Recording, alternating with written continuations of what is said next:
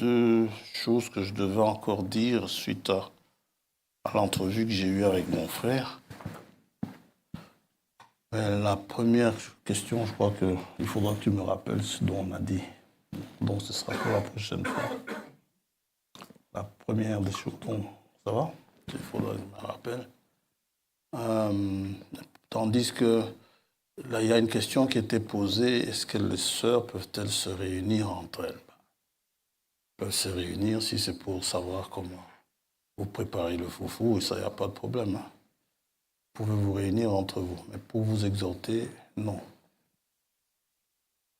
Il faut qu'il y ait la présence d'un enseignant, d'un diacre ou quelque chose comme ça. Ça va? Si c'est pour faire des programmes genre AGAP, puisqu'on en a parlé, ça, il n'y a pas de problème. On n'a pas besoin d'un diacre pour ça. Donc, on peut fixer les dates. On peut en débattre pour voir si les dates conviennent ou pas.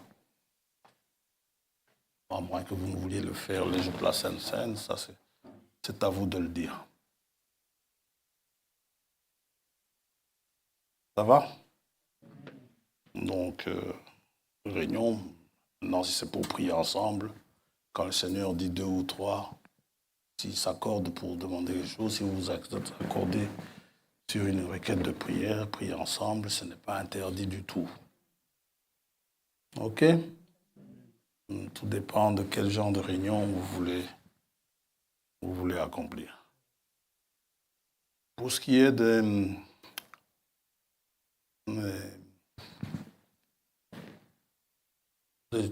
choses à distribuer là-bas derrière, des collations, quelque chose comme ça, je vais en discuter avec les administrateurs. Je vais voir. C'est parfois difficile de poser un problème. Frère Benoît, je viendrai te voir pour voir l'éventualité si on peut mettre une machine à café là-bas derrière. Ça va, on verra bien. Autrement dit, s'il n'y a pas de machine à café derrière, c'est que Frère Benoît a refusé. Bon, allez, je dis ça pour rire. J'aime bien le taquiner. On verra la possibilité, une machine à café, du thé, éventuellement, si vous voulez aussi des biscuits. Moi, tant que si c'est possible de le faire, on le fera. Ça va? Même certains peuvent amener, même les biscuits, on les mettra dans des armoires. Maintenant, s'il y a du café, comme on est à une époque et même du thé, où la question de l'environnement est très pointue, n'est-ce pas, nous allons éviter des gobelets jetables, parce que ça va faire beaucoup de déchets. Donc, il faudra qu'on prenne des tasses et des tasses et des sous-tasses éventuellement, lavables, réutilisables, comme on dit. Comme ça évitera beaucoup de déchets. Ça va? Tout ça, on verra bien par après. De l'eau, il y en a déjà. Et pour ceux qui se sont piqués de l'insuline d'une manière assez trop rapide ce matin, parfois il doit y avoir une autre bouteille de coca pour pouvoir récupérer le niveau de sucre. Maintenant, si vous n'êtes pas piqué de l'insuline et que vous êtes sujet au diabète, ne le faites pas. Prenez pas le coca, c'est trop sucré. Voilà, c'est tout. Il n'y a pas de nouveau. Dieu vous bénisse tous. Je suis content de vous voir tous. Que Dieu vous bénisse et nos pensées, bien sûr, à notre frère à l'hôpital, en tout cas, nos pensées également à celles qui ont eu leur anniversaire. Et nous remercions Dieu pour la guérison de notre sœur. N'est-ce pas? Quand elle est sortie de l'hôpital, elle m'a appelé, mais je n'ai pas, quand même, elle ne m'a pas dit de vous le dire. Je n'ai pas annoncé, mais j'étais vraiment content d'apprendre que tout s'est bien passé.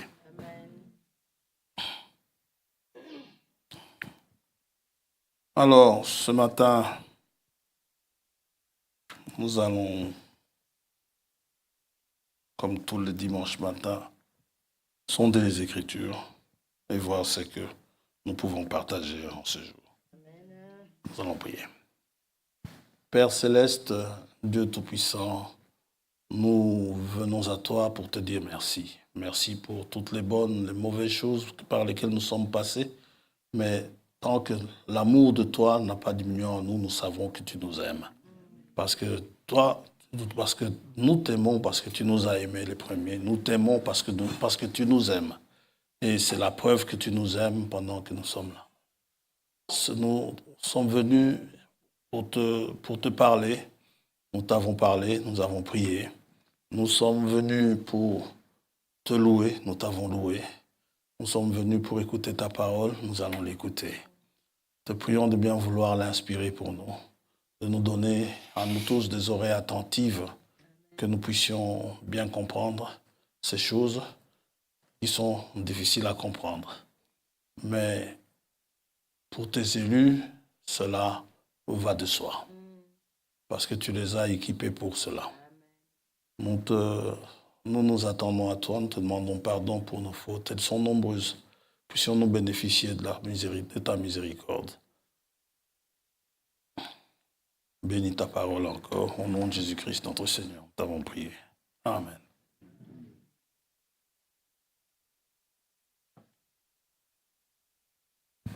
Ah oui, oui, là. Bon, c'est dommage parce que je voulais connaître la date de l'enterrement du frère Franck, mais j'étais surpris hier que c'était hier. Justement, vous avez le bonjour du frère Jean-Pierre Ngachi. Je ne savais pas qu'en Allemagne, on pouvait enterrer le dimanche. Ça, je ne savais pas. Le frère a été inhumé hier. Et bon, nous sommes heureux pour ce ministère qui a été exercé au travers de lui. Je crois que le frère est parti se reposer. Il a fait son travail.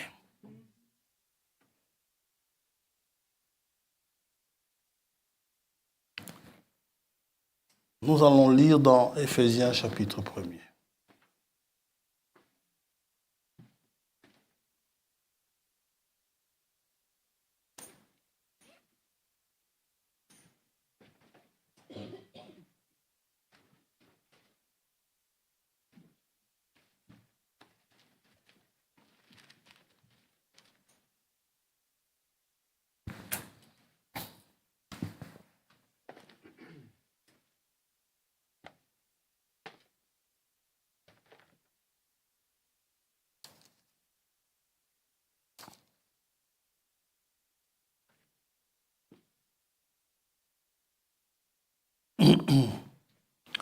Versets 11 et 12. En lui, nous sommes aussi devenus héritiers, ayant été prédestinés suivant le plan de celui qui opère toutes choses d'après le conseil de sa volonté, afin que nous servions à célébrer sa gloire, nous qui d'avance avons espéré en Christ. Amen. Que Dieu bénisse sa parole. Pour nous asseoir.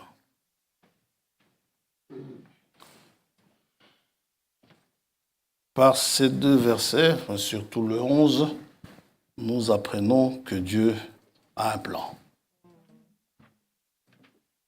Et nous intitulerons le sujet de ce matin « Prédestiné, suivant le plan de celui qui opère toutes choses ». Nous parlerons de prédestination quand Dieu nous conduira à le faire, mais aujourd'hui, nous voulons juste considérer que Dieu a un plan. Il ne fait rien à l'improviste. Il a un plan. Il a un plan pour ôter le péché. Il a pourvu d'un agneau. Il a un plan pour sauver, pourvu de la parole de la foi. Ceux qui croient, ils sont justifiés.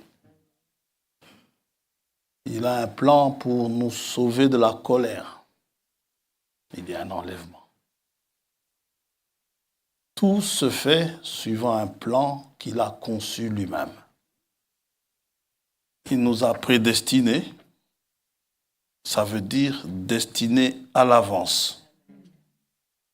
Et nous sommes prédestinés suivant le plan qu'il a conçu. Il a tout planifié d'après le conseil de sa volonté. Et ce plan n'est pas exécuté comme cela à l'improviste. Il y a un temps pour chaque étape. Nous n'avons pas à sauter des étapes.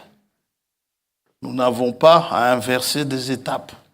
D'ailleurs, personne ne peut inverser des étapes. Dans Ésaïe 46,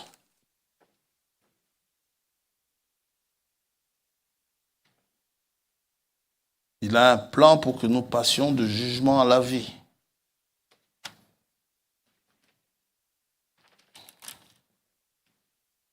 Dans Ésaïe 46, il dit ceci au verset 10, « J'annonce dès le commencement ce qui doit arriver. » Ça doit arriver. S'il dit que telle chose doit se passer, elle se passera telle que lui dira que ça se passe. Ça va? J'annonce dès le commencement ce qui doit arriver. Un jour, le frère avait eu une vision. Il devait aller prier pour un malade. Et dans la vision qu'il a eue, au moment de la prière, enfin, quand il devait se mettre à prier, il a vu toutes les personnes qui devaient être présentes pendant la prière. Quand il est allé chez le malade pour prier, il y avait 2 personnes qui manquaient, selon la vision. Et le frère a attendu. Et ils sont venus, ils sont assis. Ils ne se sont pas assis de la manière dont il avait vu dans la vision. Le frère a continué à attendre. Et pour une raison, autre, places ont été changées. Et finalement, tout est venu conforme à la vision. Et il a dit maintenant, je peux prier. Dieu est précis. Il ne faut pas courir trop. D'ailleurs, ça ne dépend pas de celui qui court. Si ça dépendait de celui qui court, vous savez, Satan va vous empêcher de courir. Si ça dépendait de celui qui voulait, Satan va vous empêcher de vouloir. Il va vous torturer. Et longtemps d'avance, ce qui n'est pas encore accompli. Il annonce longtemps d'avance. Je dis, mes arrêts subsisteront et j'exécuterai toute ma volonté. Il n'y a pas une parcelle de sa volonté qui n'exécutera pas. Toute sa volonté sera exécutée. C'est moi qui appelle de l'Orient. Amen. Un oiseau de proie. D'une terre lointaine, un homme pour accomplir mes desseins. Je l'ai dit et je le réaliserai. Je l'ai conçu et je l'exécuterai. Tous les événements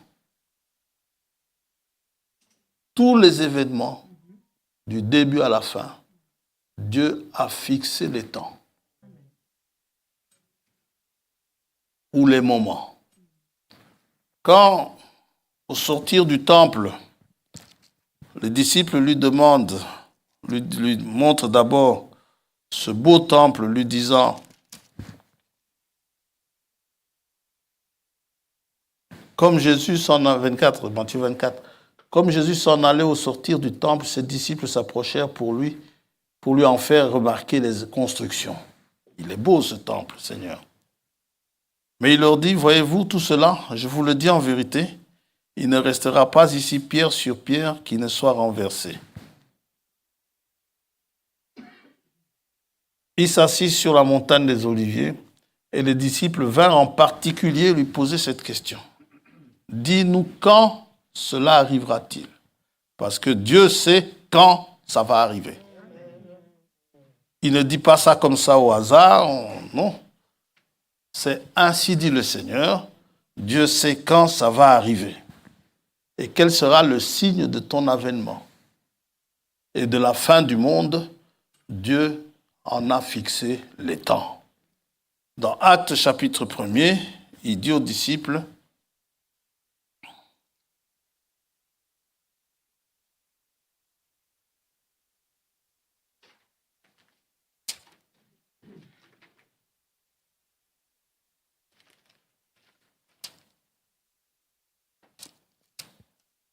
verset 6, alors les apôtres réunis lui demandèrent, Seigneur, est-ce en ce temps que tu rétabliras le royaume d'Israël?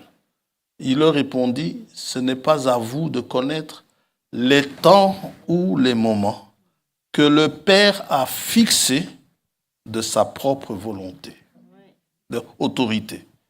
C'est Dieu lui-même qui a fixé les temps. Toute supputation sur les temps est nulle et non avenue. Qui que vous soyez, même si Dieu répond à vos prières, vous avez l'habitude de voir Dieu répondre à vos prières, vous avez des visions, vous avez toutes ces choses, Dieu seul connaît les temps et les circonstances. C'est là où j'aime l'humilité de notre Seigneur Jésus-Christ. Vous savez, il n'a jamais spéculé. Matthieu 24. On revient là.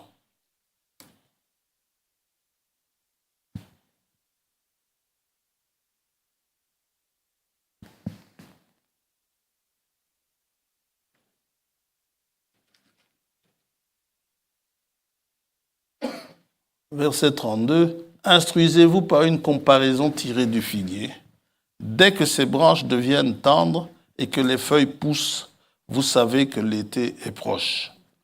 De même, quand vous verrez toutes ces choses, sachez que le Fils de l'homme est proche à la porte.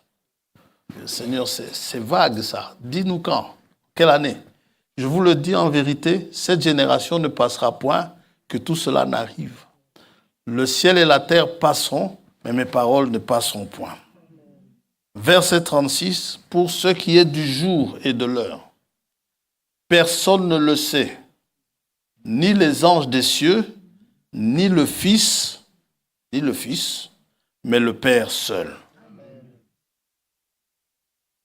Jamais il n'a supputé sur le temps, sur le jour ou l'heure. Il dit, même moi, le Fils, je ne le sais pas. Tout cela vient du fait que c'est dans un plan bien établi et rien ne se passe hors de son plan.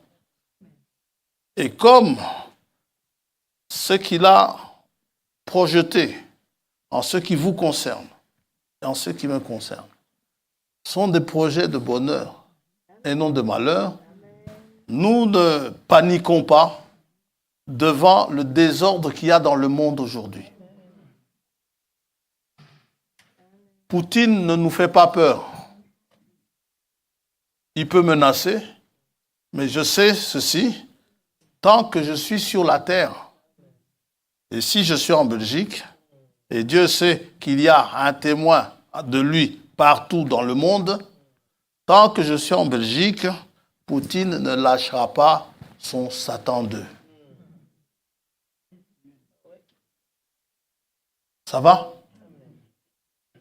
Parce qu'il nous a, comment dirais-je, il a pris soin de projeter comment nous tirer de la colère à venir. Cette colère s'exprimera quand nous serons partis.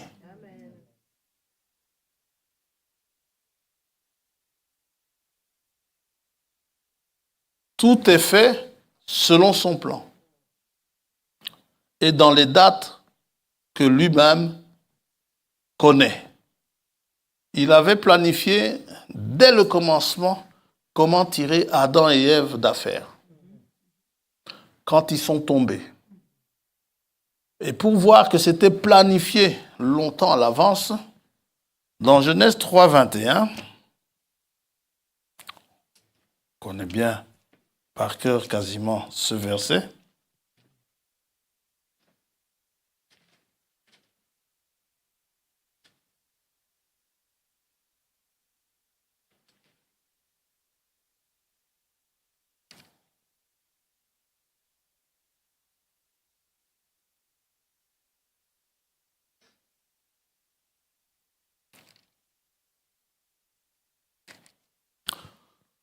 L'Éternel Dieu fit à Adam et à sa femme des habits de peau et il les en revêtit. D'où viennent ces peaux? Ces peaux, on ne voit nulle part où il nous est dit que Dieu a tué un animal et qu'il aurait pris une peau pour pouvoir les habiller. Les peaux étaient déjà prêtes avant même leur chute. Alors ceux qui disent que Dieu a été surpris, eh ben, ce sont des menteurs. Ce qui est arrivé dans le jardin d'Éden, Dieu savait que ça allait arriver. Il n'a pas du tout été surpris et ceux qui devaient les couvrir étaient déjà prêts. Ça signifie, avant même que Jacob et Ésaü ne naissent, il savait déjà qui il allait rhabiller et qui n'allait pas le faire.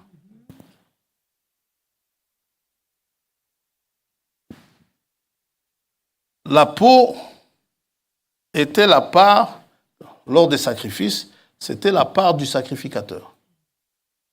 C'est ce que le sacrificateur recevait dans le sacrifice de culpabilité.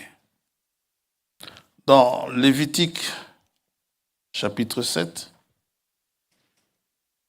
lorsque vous ameniez un animal pour qu'il soit tué, en guise de sacrifice, il y a une part qui devait revenir au sacrificateur, et parfois, selon les sacrifices, il y a une part qui revenait à l'offreur, parfois pas, et Dieu prenait tout. Dans Lévitique 7, voici la loi du sacrifice de culpabilité. C'est une chose très sainte. C'est dans le lieu où l'on égorge l'holocauste que sera égorgée la victime pour le sacrifice de culpabilité. On en répandra le sang sur l'autel tout autour. On en offrira toute la graisse, la queue, la graisse qui couvre les entrailles, les deux rognons et la graisse qui les entoure, qui couvre les flancs et le grand lobe du foie qu'on détachera près des rognons. Le sacrificateur brûlera cela sur l'autel en sacrifice consumé devant l'Éternel. C'est un sacrifice de culpabilité. Tout homme parmi les sacrificateurs en mangera. Ça, c'était la part des sacrificateurs. Il le mangera dans un lieu saint. Pas aller manger ça n'importe où. Il t'amène à ça.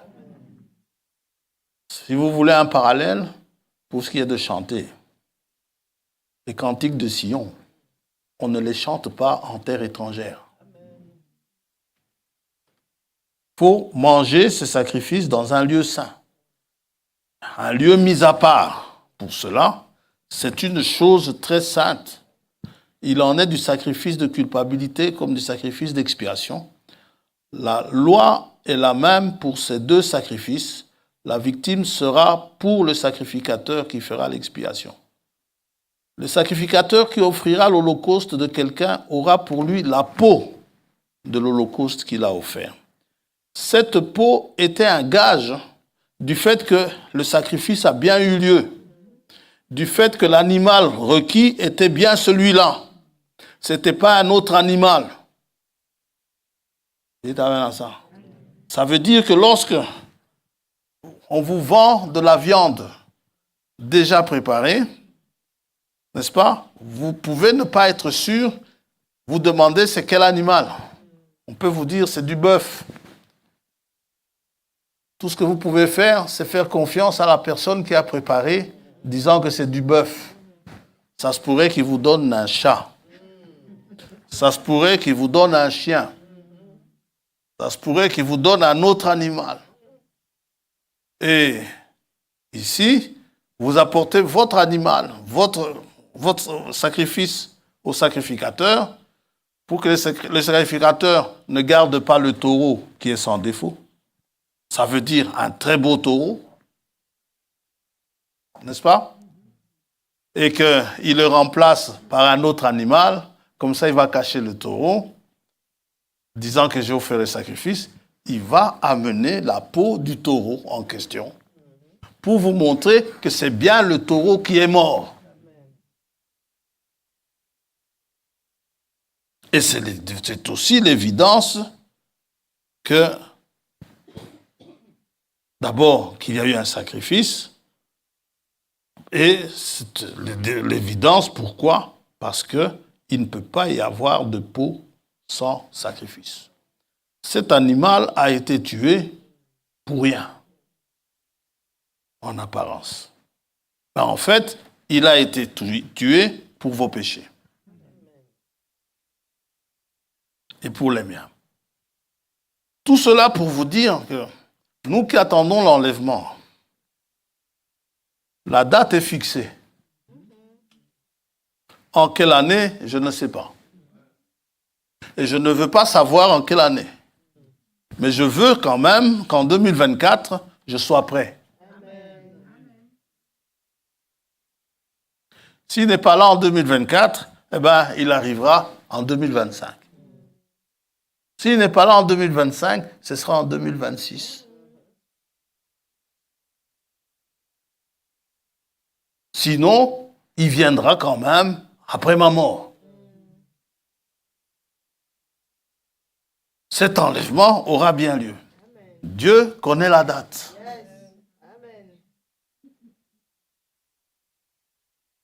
Et pour nous montrer qu'il connaît la date, qu'il a une date bien fixée, nous avions parlé des fêtes. Donc, les sacrifices d'abord sont planifiés. On parlera des sacrifices une autre fois. Les fêtes qu'il a établies, Dieu les a établies en des temps bien fixés. Vous ne pouvez pas célébrer la Pâque, enfin, avant que Christ ne soit mort, vous ne pouviez pas célébrer la Pâque avant la date que Dieu avait fixée. Ni après. Les Juifs étaient tenus de célébrer cela selon les dates que Dieu avait données. Dans Lévitique 23, il est dit, « Voici les fêtes de l'Éternel », verset 4, « Voici les fêtes de l'Éternel, les saintes convocations, que vous publierez à leur temps fixé. Pour ce qui est de la Pâque, Dieu fixe le jour, le premier mois, le 14e jour, ça veut dire le 14 du 1 du mois, entre les deux soirs, ce sera la Pâque de l'Éternel. » Et les Juifs devaient avoir les yeux toujours sur le calendrier pour ne pas louper cette date-là. Ça devait être cette date-là. Et Dieu ne la ratera pas. Jusque-là, c'était encore une prophétie. La Pâque était une prophétie. Mais le temps que Dieu avait fixé, lorsqu'il a commencé à s'approcher, eh bien, le Seigneur est arrivé. Dans Matthieu chapitre 1er,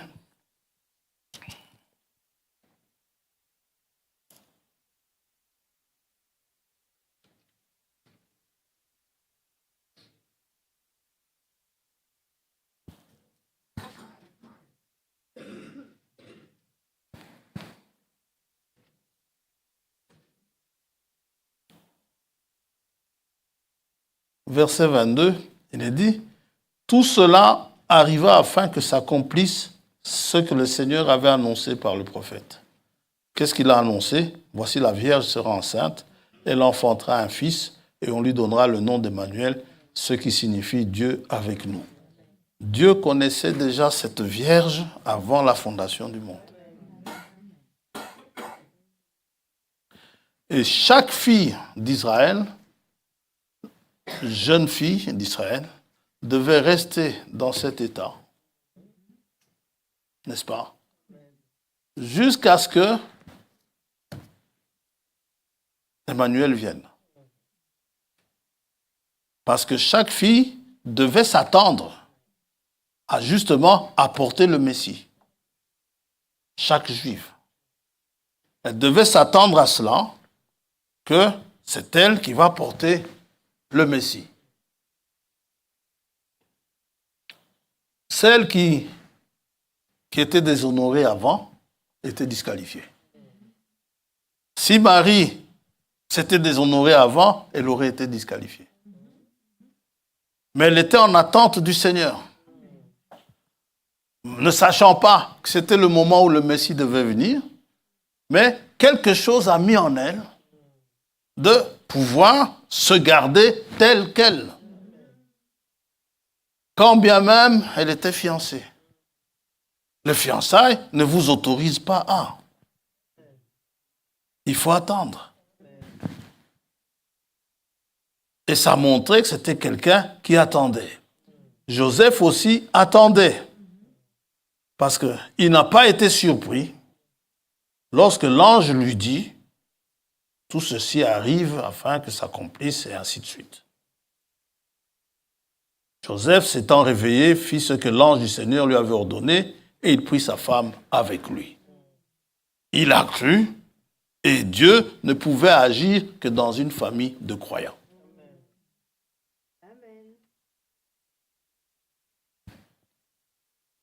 Et le Seigneur est venu, il a accompli son ministère. Il est allé à toutes les fêtes de Pâques depuis qu'il pouvait y aller, depuis son enfance. Un jour même que ses parents l'ont perdu de vue, il était resté discuter avec les pharisiens. Ils sont revenus sur leurs pas et ils l'ont trouvé dans le temple en train de parler avec eux.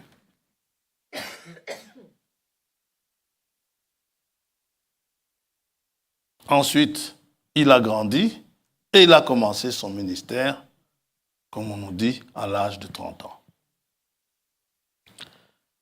Tout au long de son ministère, toutes les fêtes établies, Jésus y allait. Et au moment de l'accomplissement de la Pâque, il dit ceci, il dit à ses disciples, c'est sa dernière Pâque. Parce que Dieu lui avait révélé que le moment était venu. Et justement, dans sa prière, dans Jean 17, il dit ceci.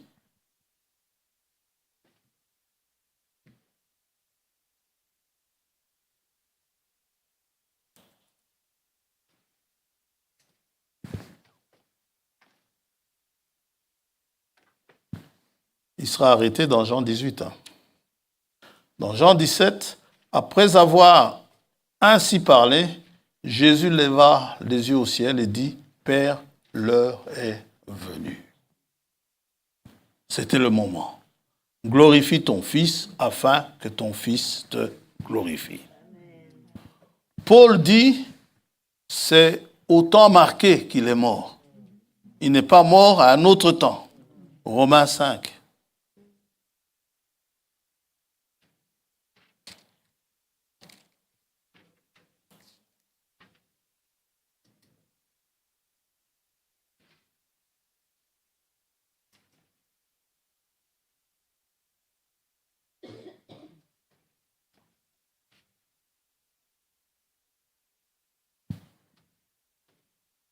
Verset 6, « Car lorsque nous étions encore sans force, Christ, au temps marqué, est mort pour des impies.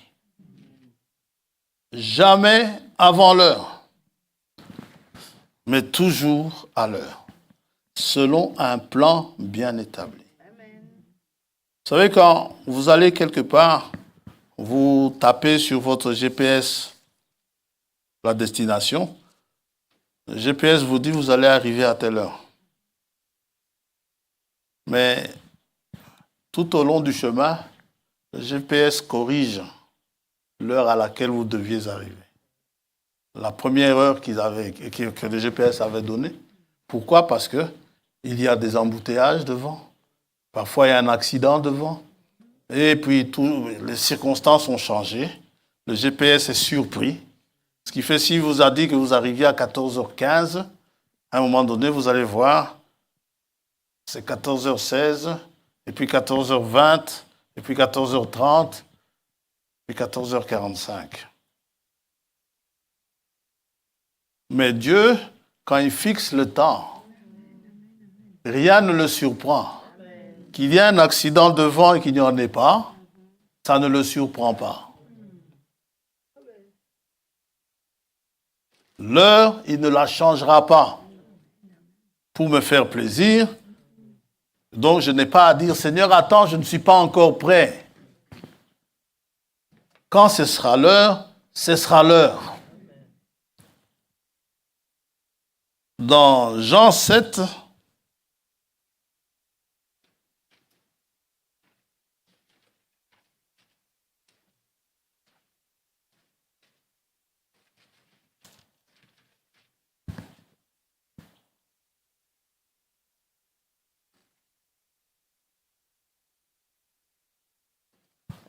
les Juifs ont voulu le lapider avant le temps fixé, avant le temps marqué. Il est allé à une des fêtes, il allait aux fêtes, ça c'est sûr. À toutes les fêtes, il n'en ratait pas une, parce que ces fêtes parlaient de lui. Dans Jean 7, verset 28, et Jésus, enseignant dans le temple, s'écria, « Vous me connaissez et vous savez d'où je suis. Je ne suis pas venu de moi-même, mais celui qui m'a envoyé est vrai, et vous ne le connaissez pas. Moi, je le connais, car je viens de lui et c'est lui qui m'a envoyé. » Ils cherchaient donc à se saisir de lui. Ils ont voulu le prendre avant le temps. Et personne ne mit la main sur lui parce que son heure n'était pas encore venue. Mais quand l'heure est venue, on a pu mettre la main sur lui. Et il dit, ma vie, personne ne me la prend, c'est moi-même qui la donne. Il la donne parce que c'est le moment maintenant de la donner. Et plus tard, pour ce qui est vu ici comme étant une fête de la Pentecôte ça se passait c'était une série de fêtes qui se passait sur une semaine, sur 8 jours. Au verset 37, au dernier jour, le grand jour de la fête, Jésus se tenant debout s'écria, « Si quelqu'un a soif, qu'il vienne à moi et qu'il boive. Celui qui croit en moi, des fleuves d'eau vive couleront de son sein, comme dit l'Écriture. » Il dit cela de l'Esprit que devaient recevoir ceux qui croiraient en lui, car l'Esprit n'était pas encore, parce que Jésus n'avait pas encore été glorifié. Jusque-là, la Pentecôte reste une prophétie.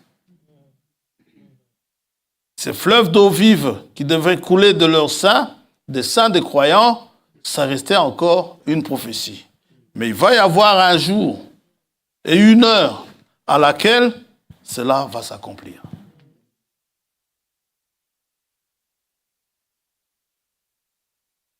Et la Pentecôte, les trompettes, l'expiation, les tabernacles, tout cela doit s'accomplir. Maintenant, vous dites, oui, mais il y a telle personne là qui peut-être ne comprend pas. Cela m'a déjà été dit. Mais ces choses, est-ce que tu crois vraiment que telle personne comprend? C'est vrai, nous n'avons plus d'interprète français lingala ici. Mais ça, ce n'est pas un problème pour Dieu.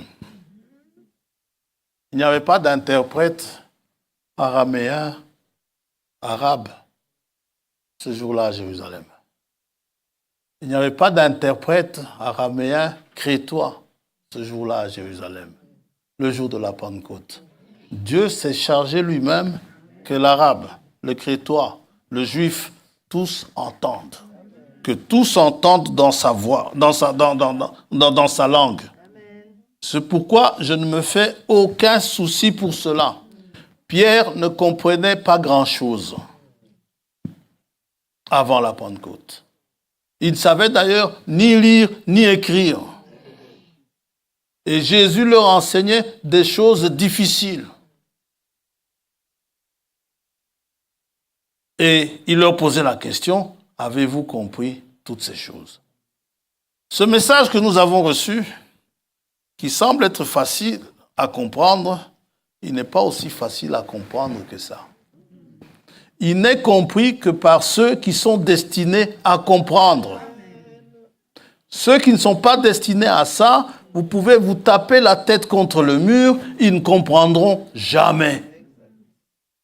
Ce n'est pas pour rien qu'il dit prédestiné suivant le plan.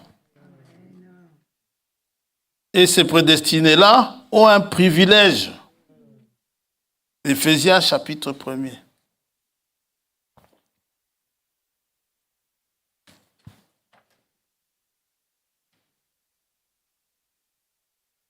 Toi, qu'est-ce que tu as à faire? Prédicateur, prêche la parole. La parole de Dieu. Crie à Jérusalem. Que crierai-je? La parole de Dieu demeure éternellement. Éphésiens chapitre 1er. Verset 4. En lui, Dieu nous a élus avant la fondation du monde. Comme on aime bien parler de sœurs qui vont souvent ensemble, l'élection et la prédestination sont sœurs. Elles vont ensemble. Prédestination, vous êtes destinés à. Élection, vous avez été choisis pour un but. Pour que nous soyons saints et irréprochables devant lui. Il nous a prédestinés dans son amour à être ses enfants d'adoption par Jésus-Christ selon le bon plaisir de sa volonté. Maintenant, ces choses étant difficiles à comprendre, comme dit Pierre, il dit ceci aux élus, verset 9, il nous a fait connaître le mystère de sa volonté. C'est Dieu qui nous fait connaître cela. Selon quoi? Selon le bienveillant dessein qu'il avait formé en lui-même, pour le mettre à exécution lorsque les temps seraient accomplis. Pas avant. Dieu fait chaque chose en son temps.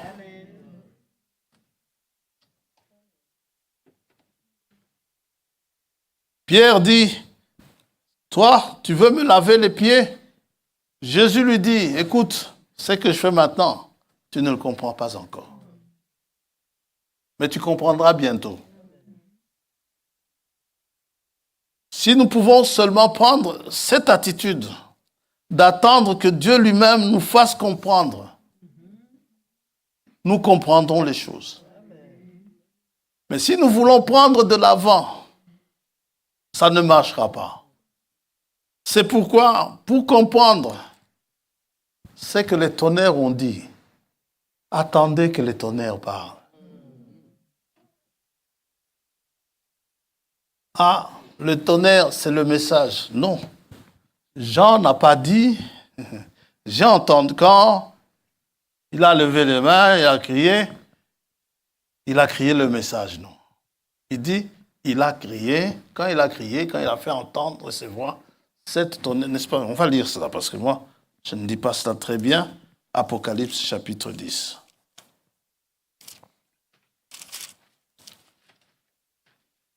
Il y a un moment bien précis où ces tonnerres vont se faire entendre. Ces tonnerres vont dire quelque chose. Verset 1er. Je vis un autre ange puissant qui descendait du ciel enveloppé d'une nuée. Au-dessus de sa tête était l'arc-en-ciel. Et son visage était comme le soleil et ses pieds comme des colonnes de feu.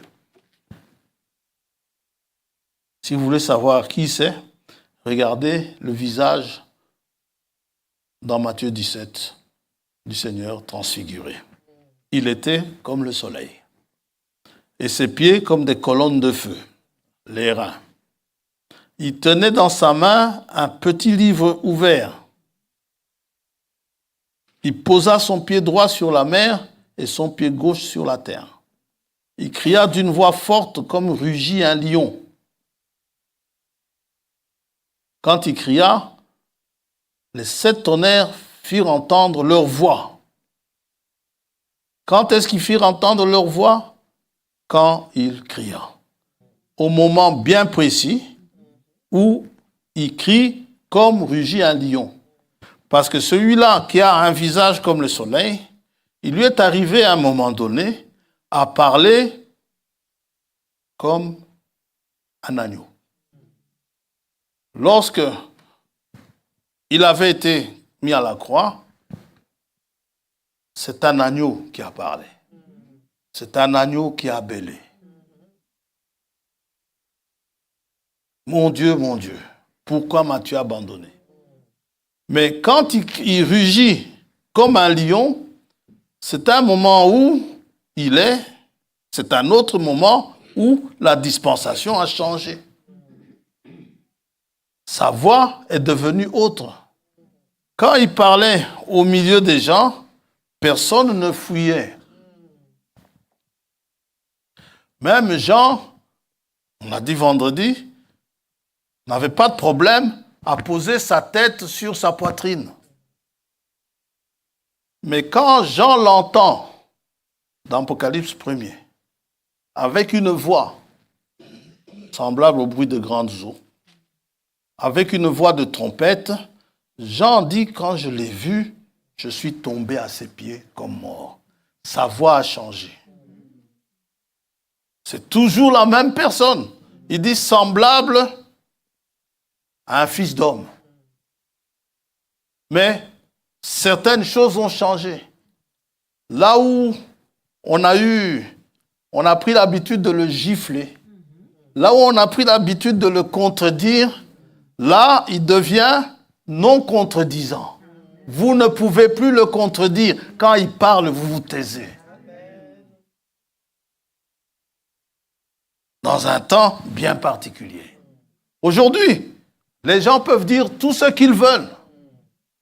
Mais quand il viendra, un seul mouvement dans le ciel, il y a un silence d'une demi-heure.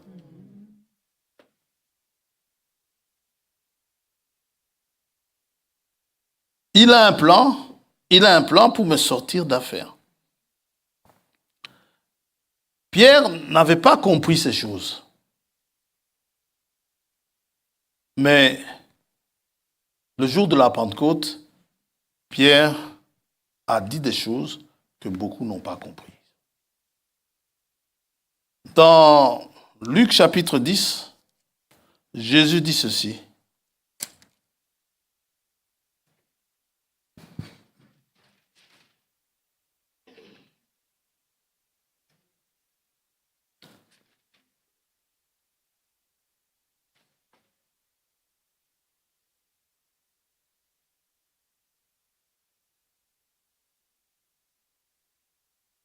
Verset 21. En ce moment même, Jésus tressaillit de joie par le Saint-Esprit, et il dit, je te loue, Père, Seigneur du ciel et de la terre, de ce que tu as caché ces choses aux sages et aux intelligents, et de ce que tu les as révélées aux enfants. Oui, Père, je te loue de ce que tu l'as voulu ainsi. Toutes choses m'ont été données par mon Père, et personne ne connaît qui est le Fils si ce n'est le Père, ni qui est le Père si ce n'est le Fils, et celui à qui le Fils veut le révéler. Autrement dit, lui seul révèle qui il est aujourd'hui. Et lorsque vous n'en avez pas la révélation, posez-vous des questions. Parce que ces révélations, elles sont faites à ses élus. Je n'ai pas à répéter que Jésus-Christ est Seigneur juste parce que je l'ai entendu dire. Mais Paul dit aux Corinthiens, lorsque quelqu'un dit que Jésus-Christ est Seigneur, c'est par le Saint-Esprit. Sans le Saint-Esprit, c'est impossible. Et cela est fait selon un plan bien défini de Dieu. Et ce plan-là, les seuls à comprendre sont ceux qui sont destinés à être bénéficiaires de ce plan. Ça leur permet quoi? Ça leur permet de passer au travers des difficultés. Ça leur permet de passer au travers des tempêtes. Ça leur permet de passer au travers des secousses, tout en ayant cette confiance en Dieu, que Dieu tient toutes choses entre ses mains, et même sa vie également. Et ça vous réjouit dans la mesure où vous voyez que vous faites partie du plan de Dieu. C'est la chose la plus réjouissante qu'il faut. Moi, cette petite personne que je suis, Dieu me connaît et m'a inscrit dans un livre et sait exactement quel est mon destin. Pourquoi? Parce qu'il m'a destiné. Et il est sûr d'une chose, que tous ceux qui lui appartiennent, il ne les perdra jamais. Si vous êtes élus, vous êtes prédestinés, vous allez comprendre les choses au bon moment. Vous savez, que Dieu bénisse son âme, on avait une vieille maman ici au milieu de nous. Elle ne comprenait pas grand-chose. Pour ceux qui se souviennent d'elle, la Mukajiwa François. Mais vous ne pouviez pas lui raconter des salades. Elle savait, vous pouviez venir lui dire, vous pouviez venir parler des sceaux, elle ne comprenait pas ça, les sceaux. Vous pouviez venir lui parler du baptême au nom de Jésus-Christ. Lui, elle ne savait pas ça. Elle se référait toujours, pas à Branham, mais au Dieu de Branham. Son problème, c'était le Dieu de Branham. C'est tout ce qu'elle comprenait.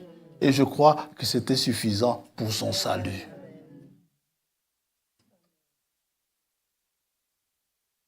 Si vous le connaissez, vous êtes heureux.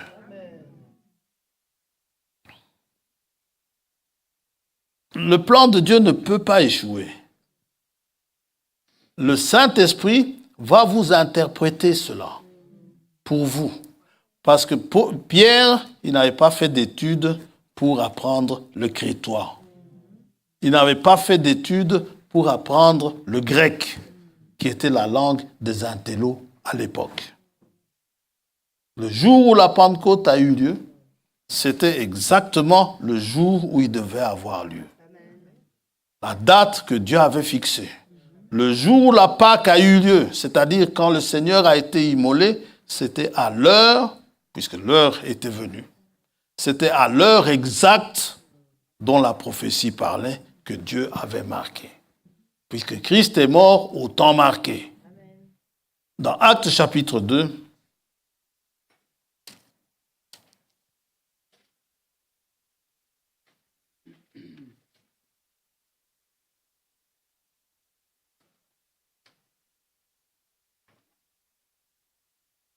verset 6, au bruit qui eut lieu, la multitude accourut et elle fut confondue parce que chacun les entendait parler dans sa propre langue.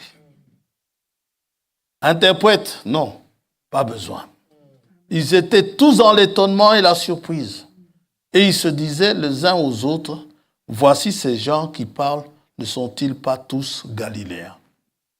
Et comment les entendons-nous dans notre propre langue à chacun, dans notre langue maternelle? Parthes, Mèdes, Élamites, ceux qui habitent la Mésopotamie, la Judée, la Cappadoce, le Pont, l'Asie, la Phrygie, la Pamphylie, l'Égypte, le territoire de la Libye voisine de Cyrène et ceux qui sont venus de Rome, juifs et prosélytes, crétois et arabes, comment les entendons-nous parler dans nos langues des merveilles de Dieu? Frère François, je ne comprends pas le français. Parle-moi en tété-là. Je ne connais pas le tété-là. Mais le Saint-Esprit connaît le tété-là. Il peut interpréter cela pour vous. Et quand vous ne comprenez pas, demandez à Dieu de vous expliquer. Il vous expliquera ça très bien. Ça peut être au travers d'un frère. Ça peut être au travers d'une sœur.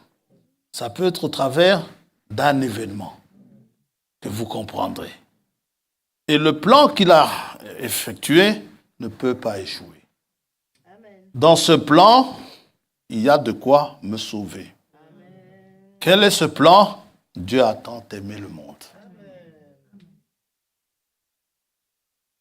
qu'il a envoyé son Fils unique, afin que quiconque croit en lui ne périsse point, mais qu'il ait la vie éternelle. Pour me sauver, oh, Dieu a pourvu que je sois sauvé par la grâce.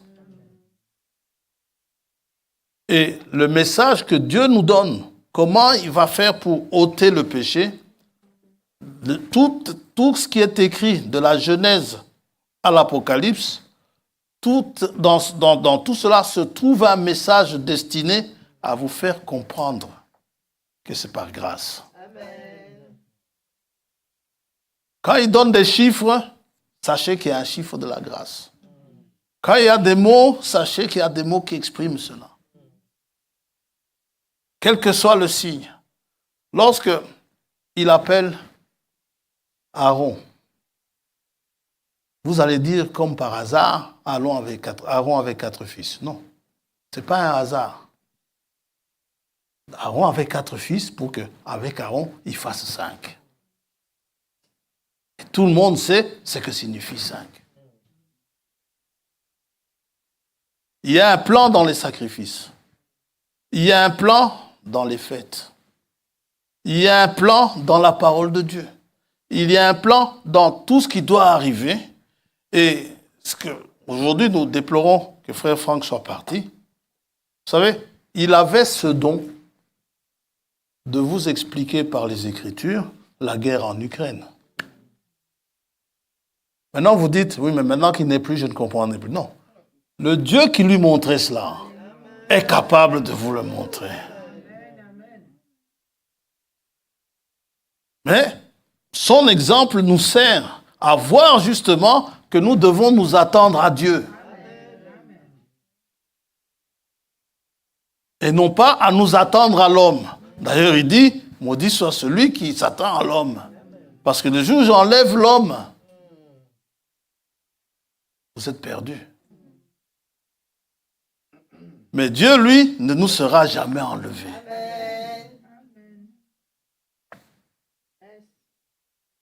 Et si vous êtes destiné à la vie éternelle, regardez, vous allez croire, même au milieu des moqueurs.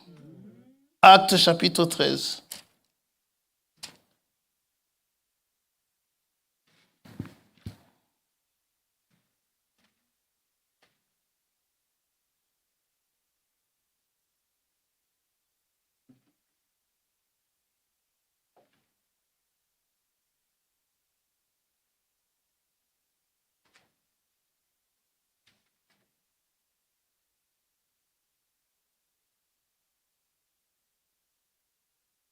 Verset 44, le sabbat suivant, presque toute la ville se rassembla pour entendre la parole de Dieu. Oh, le jour où ça se passera à Bruxelles, ce serait bien.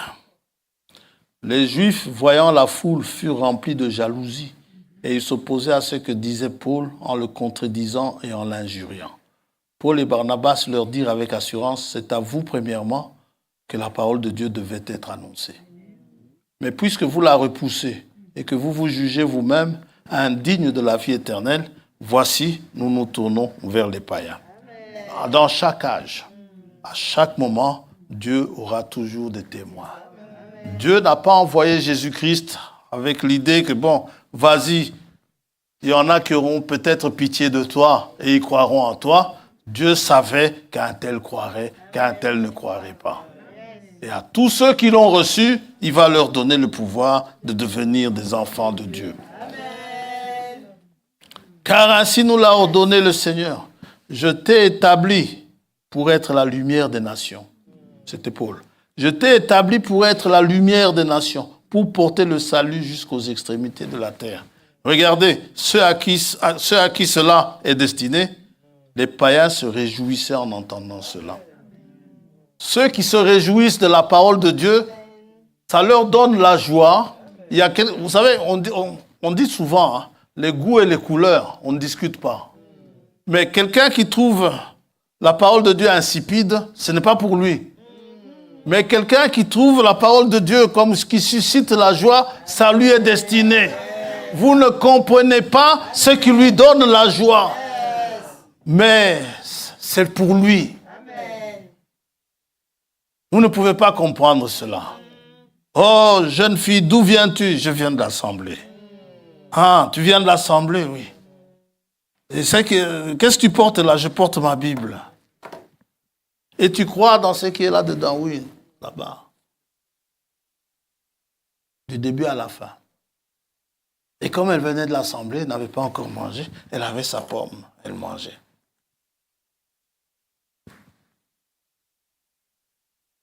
Mais qu'est-ce que tu trouves de bien dans ça? Alors, la petite fille demande, cette pomme, est-ce qu'elle est bonne ou mauvaise? Je te dis, je ne sais pas, je ne l'ai pas goûtée. Voilà. Voilà pourquoi tu ne sais pas pourquoi, si la pomme elle est bonne ou si elle n'est pas bonne. Par contre, moi ici, je l'ai goûtée. C'est que toi tu trouves peut-être insipide, elle m'est destinée à moi.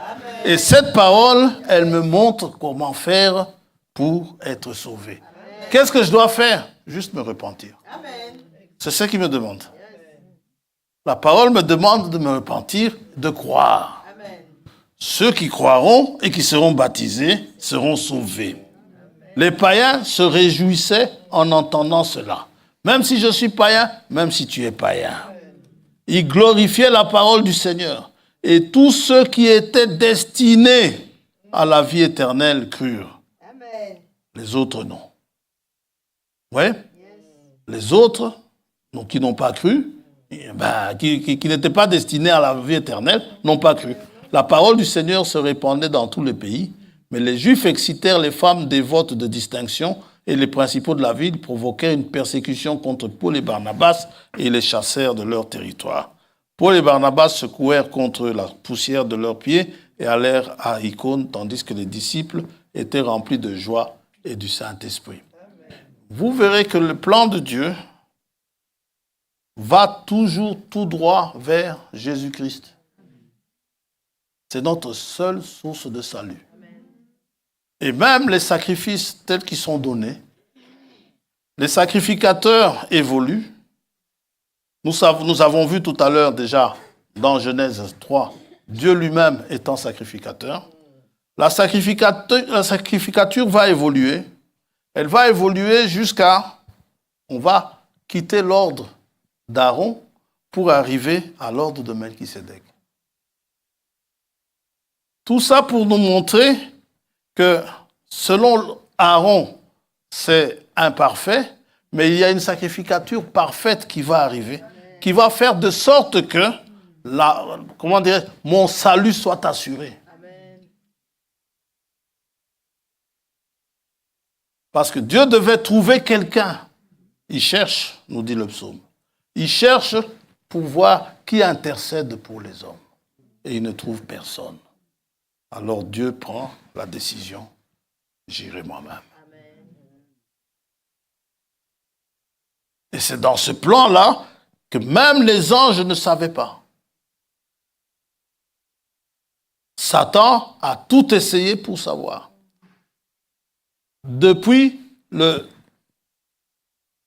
Genèse, Satan savait qu'il y avait quelque chose qui se préparait. Les prophètes qui ont annoncé tout cela ne savaient pas. Ils ont cherché à savoir, c'est ce que nous dit Pierre. Hein. Pierre dit, ils ont regardé. 1 Pierre,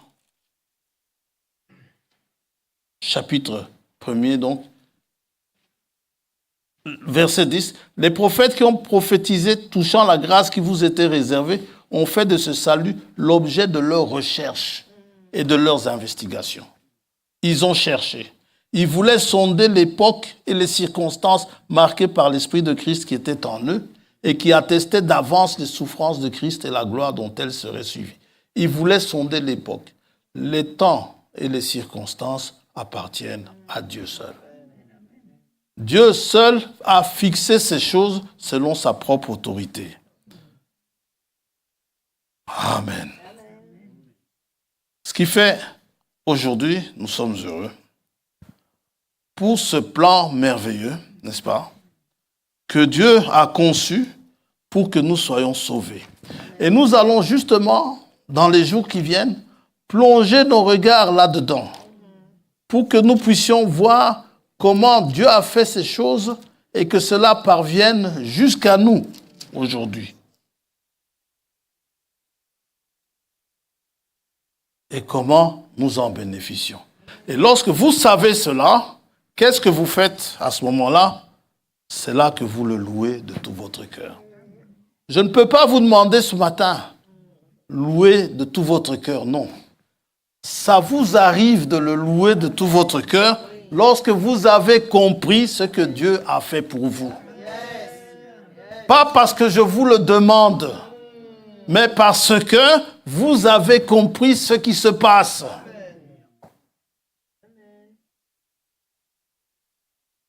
Tant que vous n'avez pas compris ce qui se passe pour vous, ce que Dieu a fait pour vous, vous allez le louer, vous allez chanter ici tout à fait pour chanter, parce que vous aimez la mélodie ou quelque chose comme ça. Mais lorsque vous saurez cela, lorsque vous saurez ce qui en est exactement de l'œuvre que Dieu a faite, vous le louerez d'une autre manière. Et c'est cela que Dieu veut, que Dieu attend de vous et de moi. Les vrais adorateurs adorent en esprit et en vérité. Et non pas des adorateurs qui viennent parce qu'on les y pousse. Dieu ne veut pas qu'on oblige quelqu'un à le louer. Tout ce qui a prononcé la parole. Ceux à qui c'est destiné, ceux-là le loueront. Si on veut faire taire ceux-là, les enfants qui ont compris, les pierres vont crier. Parce que l'humanité sait. Vous savez, c'est au travers des difficultés que Job s'est rendu compte qu'il avait un rédempteur. Quand il a compris cela, lui qui était dans la souffrance, c'est lui qui commençait à enseigner ceux qui étaient venus le consoler. Il dit, je sais qu'il y a un rédempteur. Amen. Et ça, c'est la joie qu'exprime chacun d'entre vous, parce que Jésus-Christ est un esprit, est un sujet de joie. Amen. Sa naissance même était un sujet de joie. Les bergers n'ont peut-être pas bien compris le message de l'ange, mais ils y ont cru, ils y sont allés, ils ont adoré et ils ont chanté des cantiques.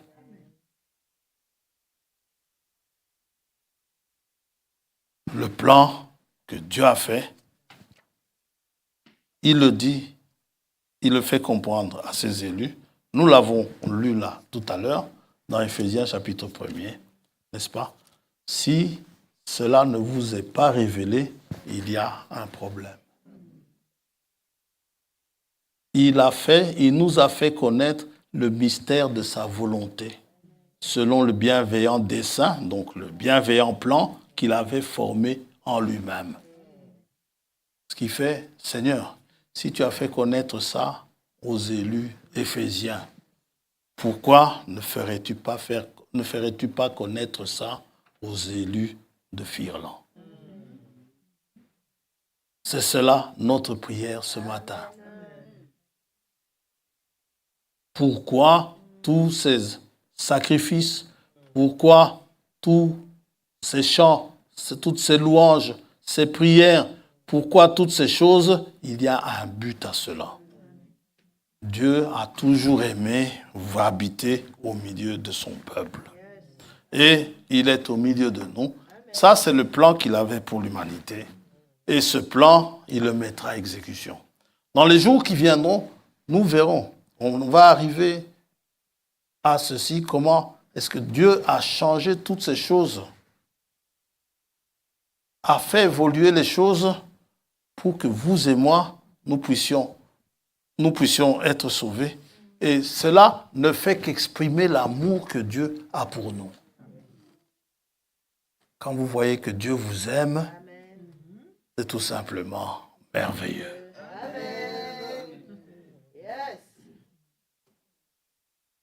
Que Dieu vous bénisse. Moïse a brisé des tables pour vous dire que avec la loi, ça ne marchera pas.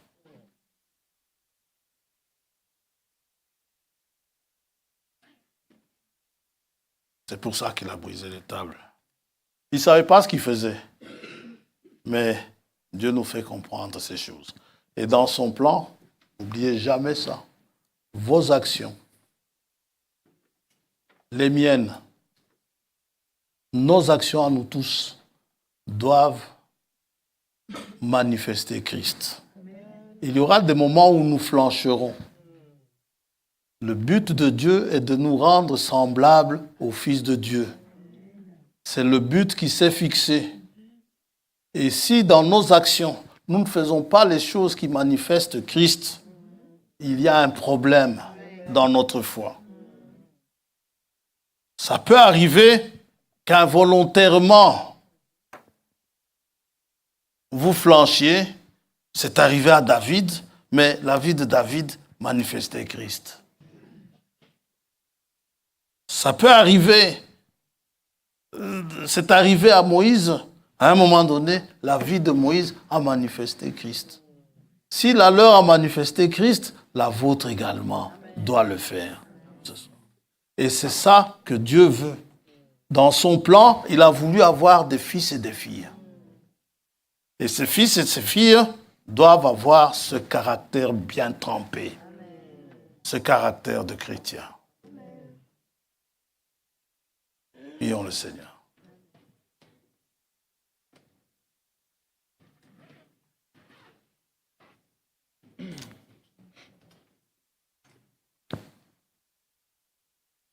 Père Céleste,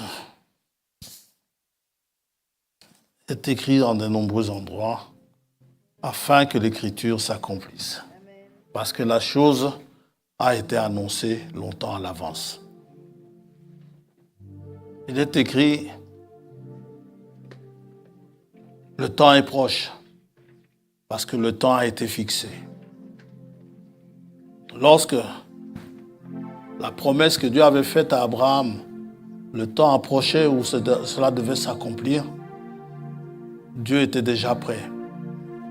C'est l'homme qui souvent n'est pas prêt pour ces choses.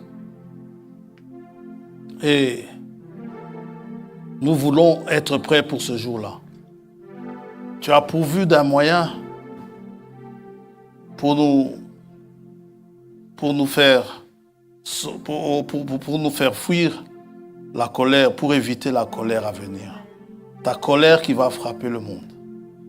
Tu as promis de venir nous chercher.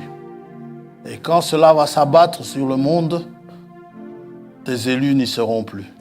À ceux-là, tu leur feras comprendre ces choses, à tel point qu'ils connaissent le son de la trompette. Car c'est au son de la trompette que tu viendras les chercher.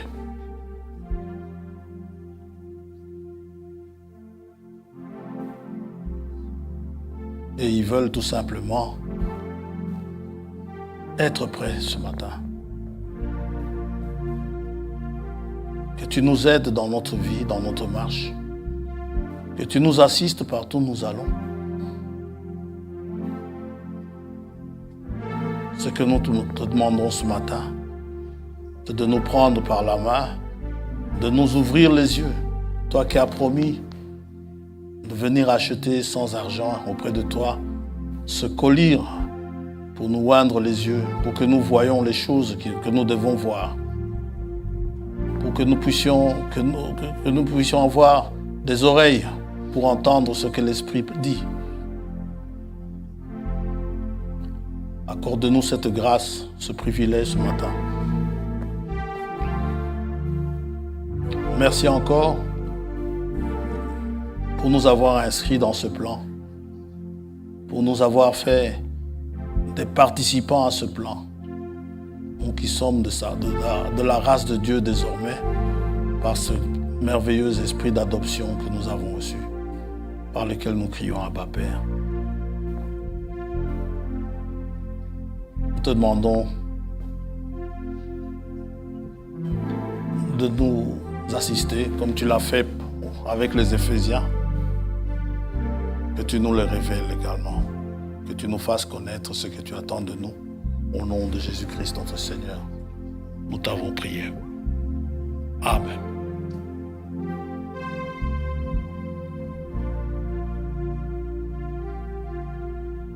Dieu vous bénisse. Sachez ceci, il n'est jamais en retard, il n'est jamais en avance, il est au bon moment. Que Dieu vous bénisse.